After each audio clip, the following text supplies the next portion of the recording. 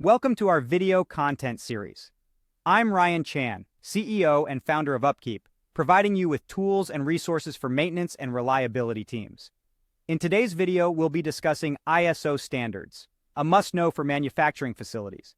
We're going to explore the most common ISO standards and how they can benefit your asset management system, boosting productivity and reducing downtime. So, if you're keen to understand how to effectively manage your assets, this video is for you. Let's dive in. Now, you might be wondering, what exactly is ISO? ISO stands for the International Organization for Standardization. Its standards are designed to help asset managers organize and improve maintenance programs. If your business has an asset management system, you can work towards achieving ISO 55000 certification.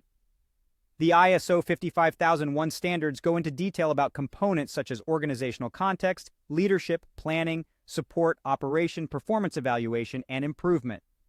ISO 55002 takes it a step further, discussing items such as total cost of ownership, carbon costs, customer satisfaction, and information requirements. The first step in an effective asset management program is to establish a logical, functional naming convention. This is crucial for facilities managers to effectively run related maintenance programs. Your naming convention should include the following components: the location, which could be the country, city, building, room, shelf, and so on. The usage, such as testing, development, research, or production. The type of asset, like a generator, HVAC, pump, engine, and the make, which includes the model and manufacturer. Here's a pro tip.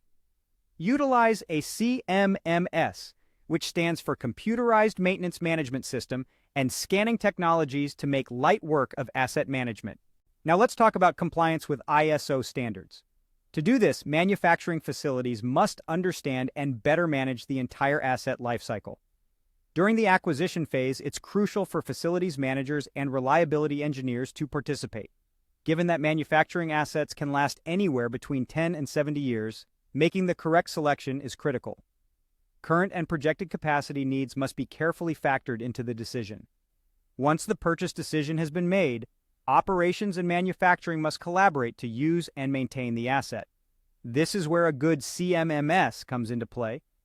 By recording performance, repairs, and maintenance data throughout the asset's lifecycle, a business can balance the time and resources required to keep that asset working at its peak. Eventually, this data must be used to make important decisions about renewal or replacement choices. Having accurate data and the ability to analyze it correctly will be key during this phase of the life cycle. Once a decision has been made to replace an asset, the process of decommissioning that asset must begin.